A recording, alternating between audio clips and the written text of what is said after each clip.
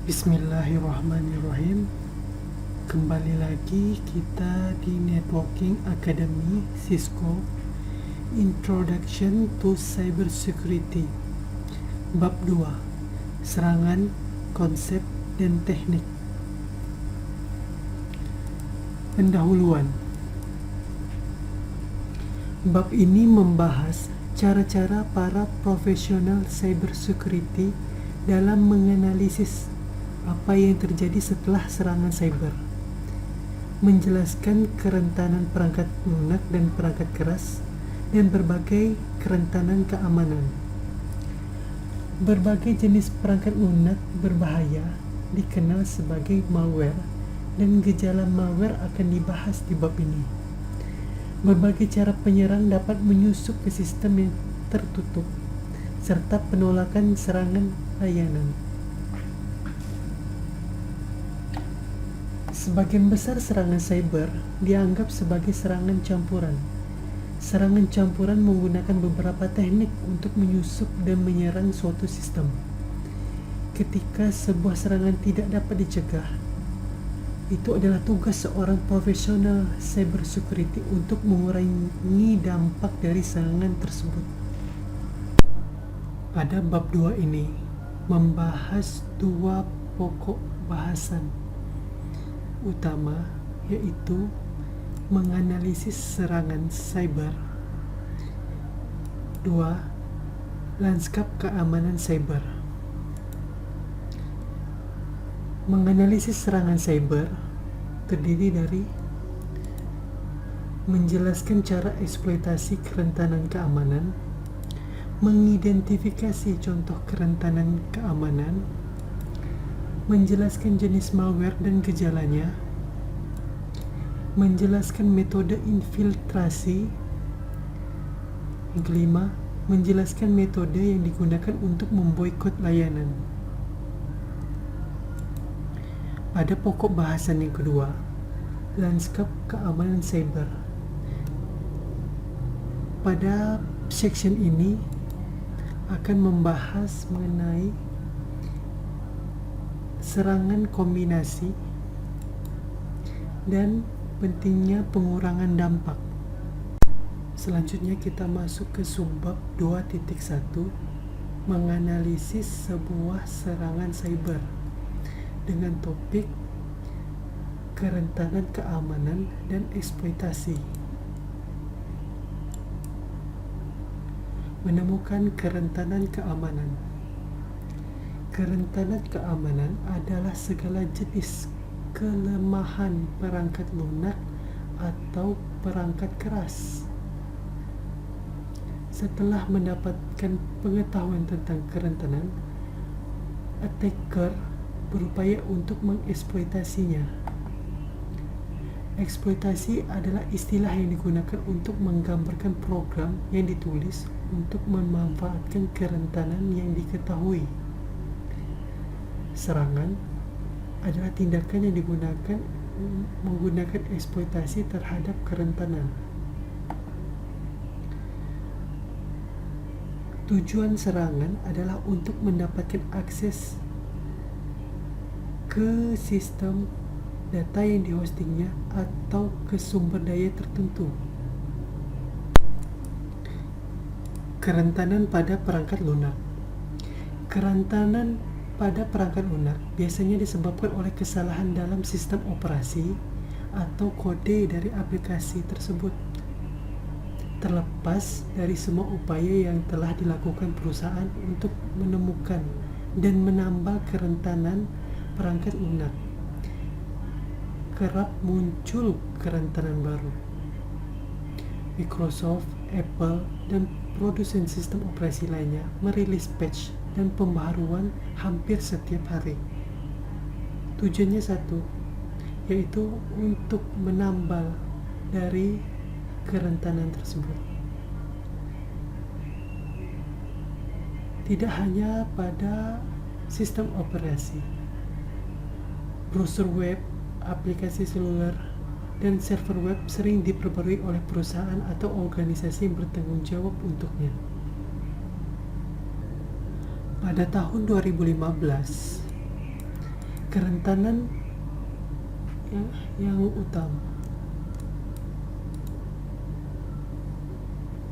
Pada tahun 2015, kerentanan utama yang disebut dengan sinful knock ditemukan di Cisco IOS.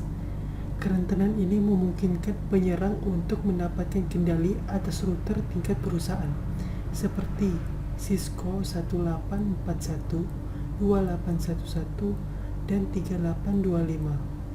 Penyerang kemudian mendapatkan memonitor semua komunikasi jaringan dan memiliki kemampuan untuk menginfeksi perangkat jaringan lainnya.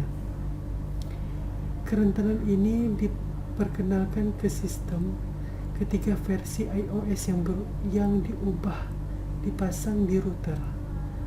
Untuk menghindari hal ini, selalu pastikan integritas iOS yang diunduh dan batasi akses fisik peralatan yang hanya untuk personel yang berwenang.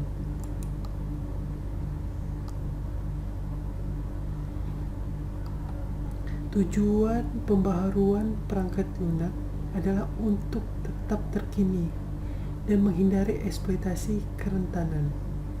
Sementara beberapa perusahaan memiliki tim pengujian penetrasi yang didedikasikan untuk mencari, menemukan, dan menambal kerentanan perangkat lunak sebelum mereka dapat dieksploitasi. Peneliti keamanan pihak ketiga juga berspesialisasi dalam menemukan kerentanan perangkat lunak.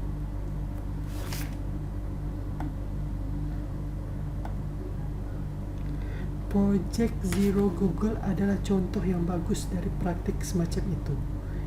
Setelah menemukan sejumlah kerentanan dalam berbagai perangkat lunak yang digunakan oleh pengguna, Google membentuk tim permanen yang didedikasikan untuk menemukan kerentanan perangkat lunak. Penelitian keamanan Google dapat ditemukan di sini.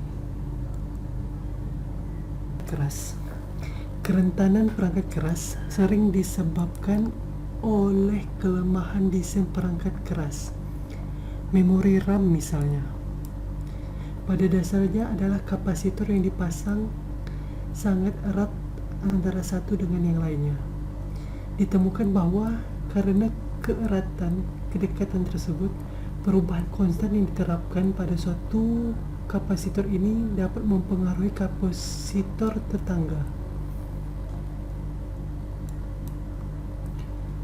Berdasarkan kelemahan desain itu, sebuah eksploitasi bernama Rowhammer telah dibuat.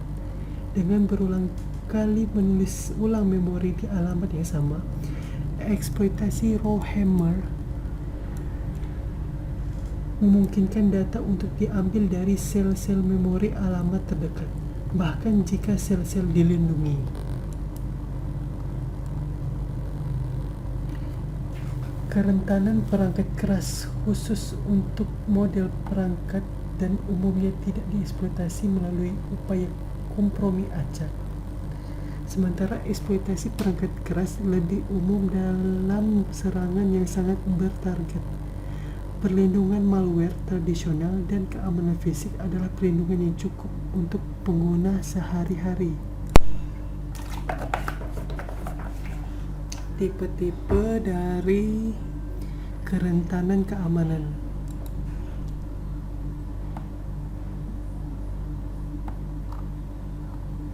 Mengategorikan kerentanan keamanan.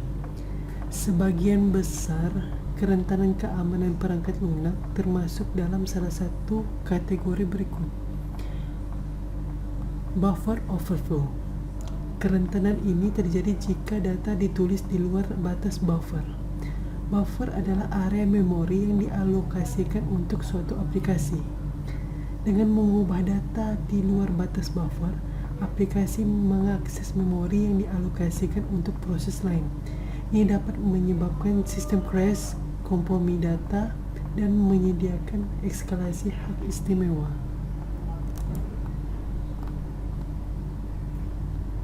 Input tidak tervalidasi. Program sering bekerja dengan input data. Data ini yang masuk ke program dapat memiliki konten jahat yang dirancang untuk memaksa program berperilaku dengan cara tidak sengaja. Pertimbangan program yang menerima gambar untuk diproses. Pengguna jahat dapat membuat file dengan dimensi gambar tidak valid. Dimensi perusak yang berbahaya dapat memaksa program untuk mengalokasikan buffer dengan ukuran yang salah dan tidak terduga.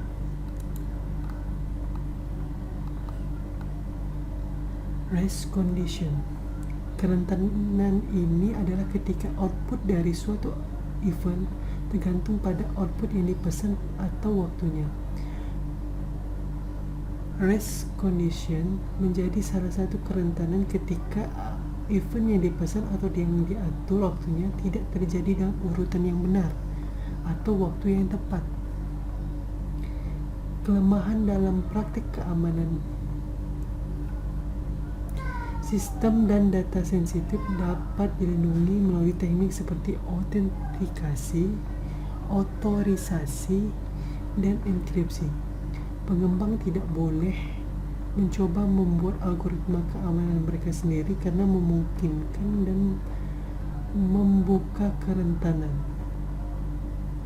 Sangat disarankan agar pengembang menggunakan library keamanan yang telah dibuat, diuji, dan diverifikasi.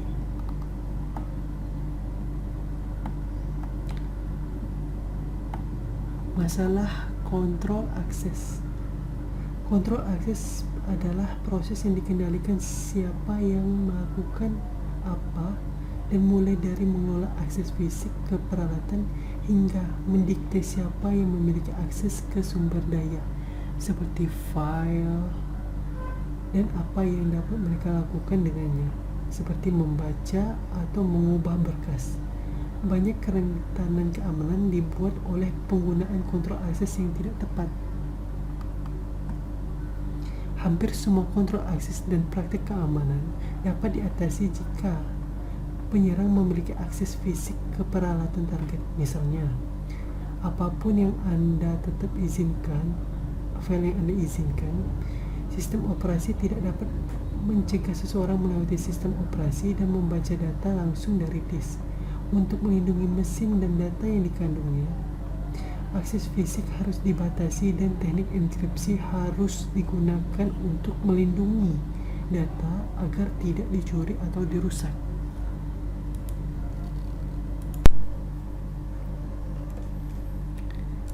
Tipe-tipe malware dan gejalanya. Tipe-tipe malware. Malware sendiri merupakan kependekan dari malicious software. Malware digunakan untuk mencuri data, melewati kontrol akses, dan menimbulkan bahaya terhadap atau merusak sistem. Jenis-jenis malware. Yang pertama, spyware. Merupakan malware yang digunakan untuk melacak dan memata-matai pengguna agar dapat mengirimkan adware.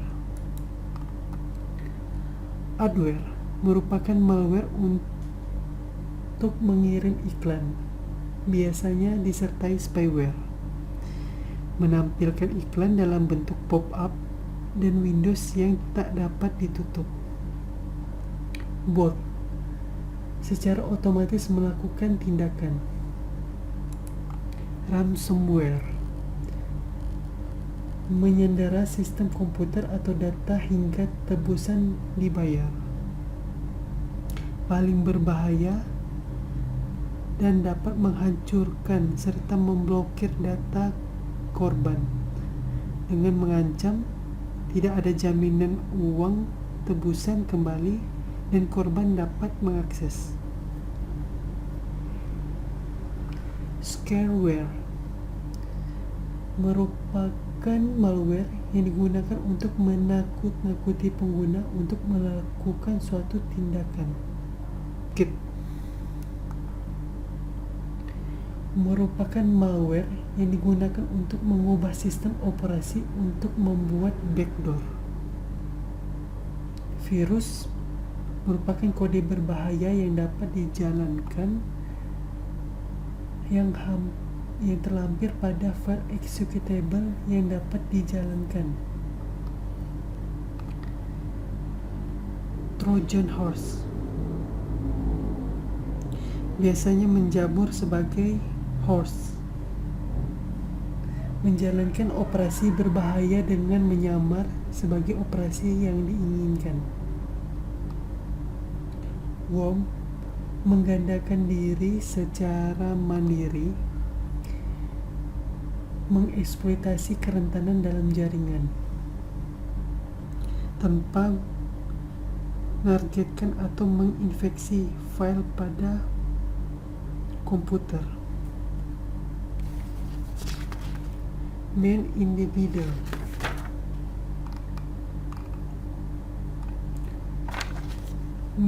middle atau man in the mobile mengambil alih kontrol perangkat tanpa sepengetahuan pengguna. Gambar pertama merupakan infeksi worm dan gambar kedua merupakan infeksi worm setelah 19 jam. Berikut gejala umum dari sistem yang telah terinfeksi oleh malware. Yang pertama, penggunaan CPU meningkat, kecepatan komputer menurun, komputer sering mengalami gangguan atau kerusakan, kecepatan penelusuran web menurun, terjadi masalah yang tidak dapat dijelaskan pada sambungan jaringan, file berubah, file terhapus, terdapat file, program, atau ikon desktop yang tidak dikenal, berjalannya proses yang tidak diketahui, program mati atau terkonfigurasi ulang sendiri,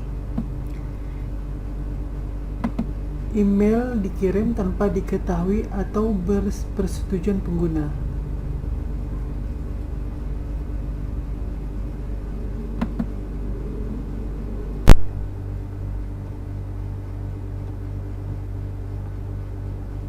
Social engineering atau rekayasa sosial.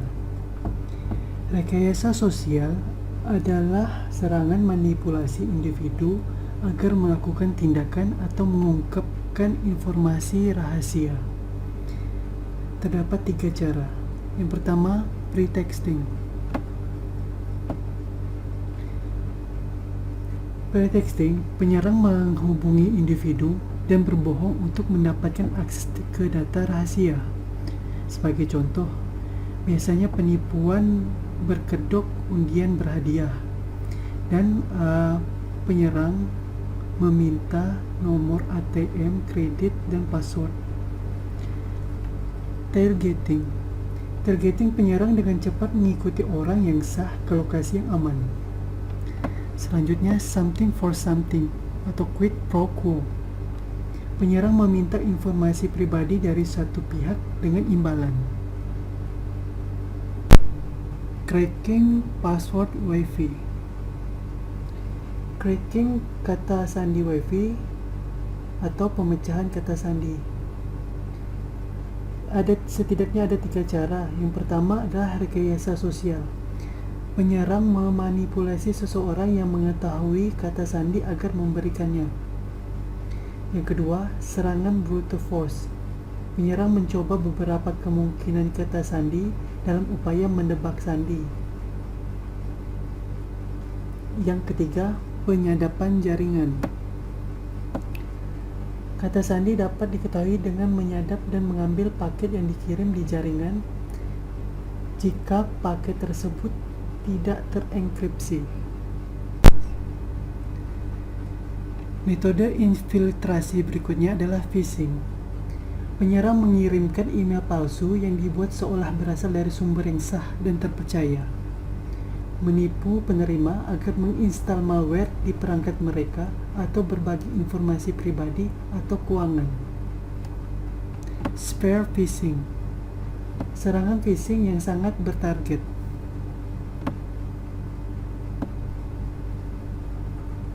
Metode infiltrasi selanjutnya adalah eksploitasi kerentanan.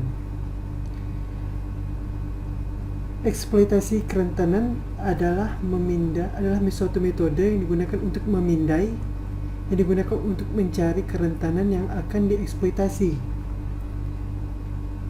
Adapun tahap-tahapnya adalah sebagai berikut. Langkah pertama, penyerang akan mengumpulkan informasi tentang sistem target menggunakan pemindai port atau rekayasa sosial. Tujuannya apa? Adalah untuk mempelajari informasi-informasi yang bisa diambil atau didapatkan mengenai komputer target. Langkah kedua, menentukan informasi yang dipelajari dari langkah pertama. Langkah selanjutnya, mencari kerentanan. Langkah keempat, menggunakan eksploitasi yang diketahui atau membuat eksploitasi baru. Berikut simulasinya.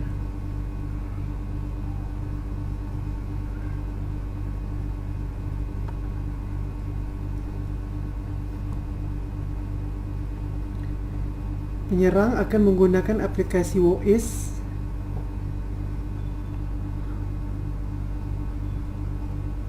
untuk mendapatkan IP publiknya.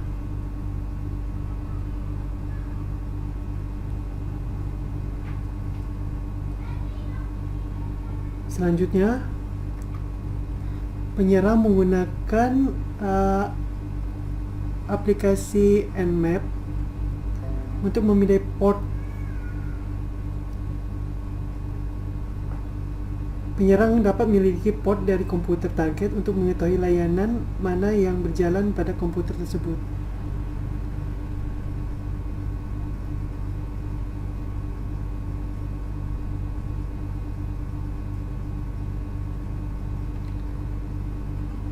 Adapun simulasi dari aplikasi dapat dilihat berikut. Saya tunjukkan simulasi aplikasi yang saya kembangkan.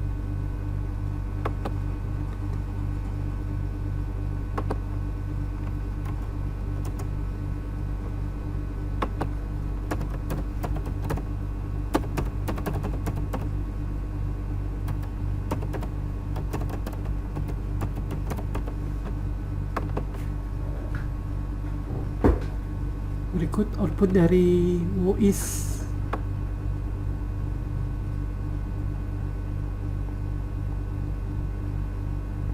Lalu kita lihat di kelanjutannya adalah di ls lookup.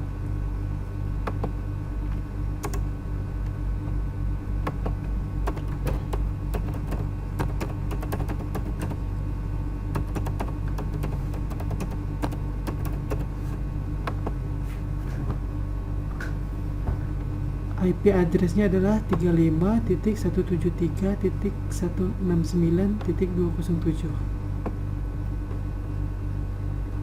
Lalu kita scan di port scanner.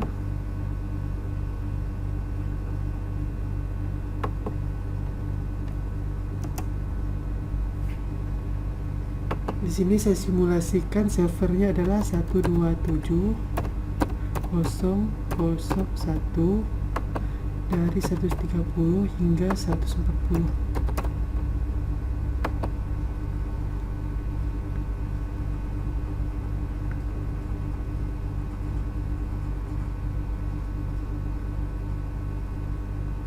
Bahwa ada port 135 yang terbuka yang rentan untuk dieksploitasi.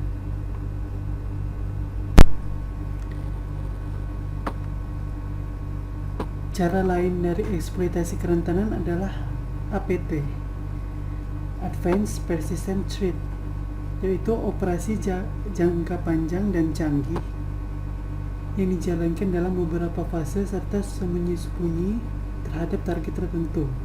Biasanya target ini adalah target yang memiliki sumber dana yang besar seperti negara, pemerintah, ataupun perusahaan-perusahaan besar lainnya. Biasanya juga menggunakan malware khusus yang dapat menembus kerentanan tersebut.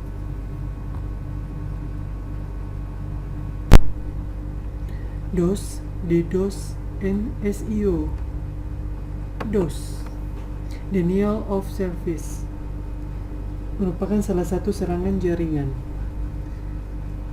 dan juga mengganggu layanan jaringan. Jenis-jenisnya adalah, yang pertama adalah volume lalu lintas yang terlalu besar, mengirimkan data yang besar atau berlebihan sehingga membebani jaringan atau storage yang akhirnya menyebabkan perlambatan sistem dan transmisinya. Yang kedua, paket dengan format berbahaya. Paket yang format secara berbahaya dikirimkan ke host atau aplikasi dan penerima tidak bisa menanganinya. Format ini tidak bisa dibaca, yang akhirnya menyebabkan perangkat melambat. Di serangan DOS ini sangatlah mudah. Tidak perlu dengan keahlian khusus.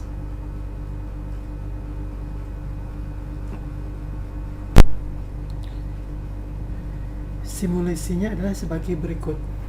Pertama, penyerang akan mengirimkan paket yang sangat banyak sehingga server tidak dapat menanggapi user lainnya. Server tidak mampu melakukan pekerjaan apapun. Lalu, user merasa situs web ini sangat lambat. DDoS, Distributed Denial of Service, mirip dengan DOS, namun berasal dari beberapa sumber yang terkoordinasi. Untuk lebih jelas dapat dilihat pada gambar di samping.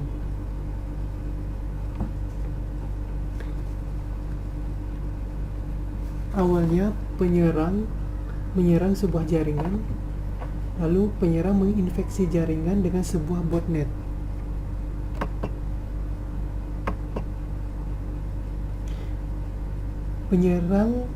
Pengguna di jaringan tersebut terinfeksi botnet.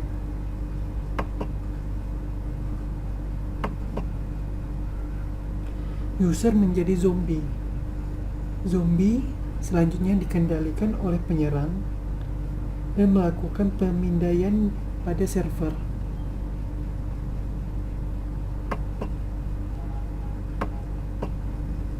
Selanjutnya akan menginfeksi lebih banyak pada jaringan tersebut.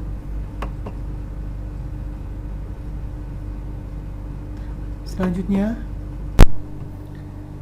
SEO poisoning merupakan serangan ke mesin pencari Google. Selain Google, mesin pencari lainnya juga dapat diserang. SEO atau Search Engine Optimization merupakan serangkaian teknik yang digunakan untuk meningkatkan rating situs web oleh mesin pencari. Seseorang akan membuat situs web yang dimana akan mendapatkan rating tertinggi, dan korban akan mengaksesnya, yang nantinya korban akan terinfeksi malware-malware yang terdapat di cloningan web situs tersebut. Berikut prototipe untuk mengcloning situs web.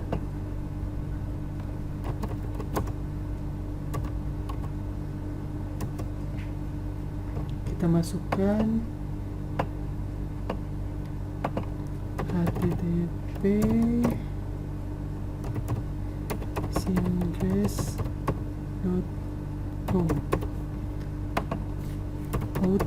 dir cloning.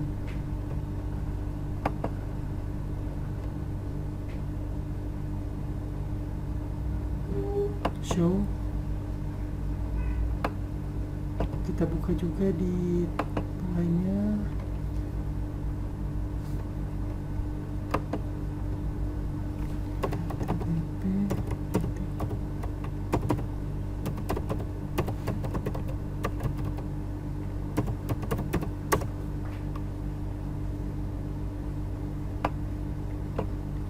Sama persis.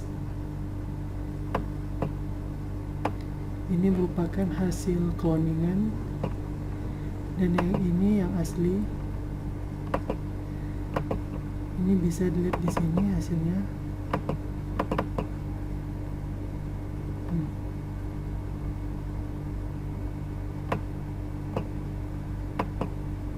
Ini SIM trace situs yang asli, dan ini hasil cloningannya.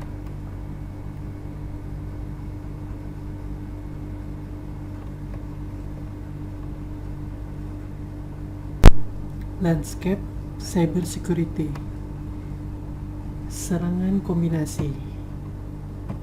Apa itu serangan kombinasi? Serangan kombinasi itu adalah menggunakan beberapa teknik untuk merusak target. Menggunakan gabungan worm, trojan, horse, spyware, keylogger, spam, dan skema phishing. Sehingga daya rusaknya luar biasa terhadap data pengguna. Sebagai contoh serangan kombinasi umum seperti penggunaan pesan email spam, pesan singkat spam, atau situs web yang sah untuk mendistribusikan link yang mana link tersebut akan secara otomatis mengunduh malware. Contoh lainnya adalah menggunakan DDoS. DDoS dikombinasikan dengan email phishing. Contoh lainnya itu adalah Nimda, Colderet, Bookbear, Clays, Slammer, Zeus atau Licat, dan Confaker.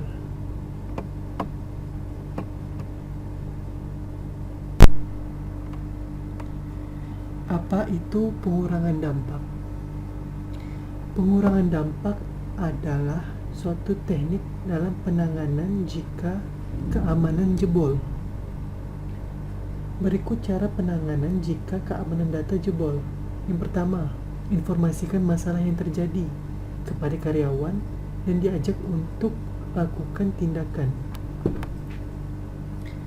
Yang kedua,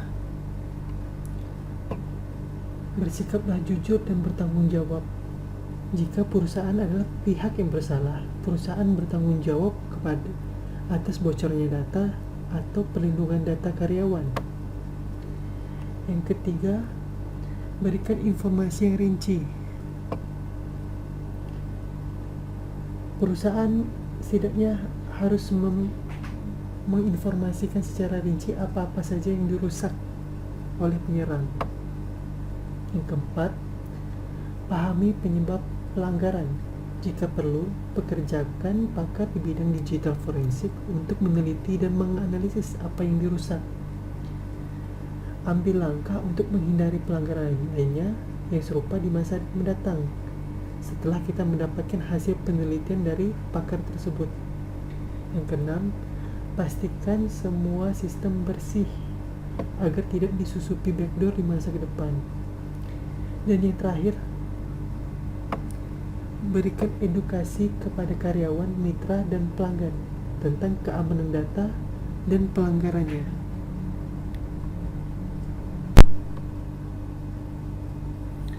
Simpulan bab 2, serangan, konsep, dan teknik. Bab ini membahas cara para profesional di bidang cyber security untuk menganalisis apa yang terjadi setelah serangan cyber. Ini menjelaskan kerentanan perangkat lunak dan perangkat keras dan berbagai kategori kerentanan keamanan lainnya. Berbagai jenis perangkat lunak berbahaya dikenal sebagai malware, dan gejala malware dijelaskan di bab ini. Beberapa malware yang dibahas termasuk virus, worm, trojan horse, spyware, adware, dan lainnya. Berbagai cara penyerang dapat menyusup ke suatu sistem telah dibahas, termasuk rekayasa sosial atau social engineering, Wi-Fi password cracking, phishing, eksploitasi kerentanan. Berbagai jenis serangan penolakan layanan juga dijelaskan. Serangan campuran menggunakan beberapa teknik untuk menyusup dan menyerang suatu sistem. Banyak worm komputer yang paling merusak seperti Nimda, Colderet, Bookbear, Clays, dan Slammer dikategorikan sebagai serangan campuran. Ketika serangan tidak dapat dicegah, itu adalah tugas dari seorang profesional di bidang cyber security untuk mengurangi dampak serangan tersebut. Jika Anda ingin mengeksplorasi lebih lanjut konsep-konsep dalam bab ini, Anda dapat merujuk ke sumber daya tambahan dan kegiatan di sumber daya resource di kursus ini.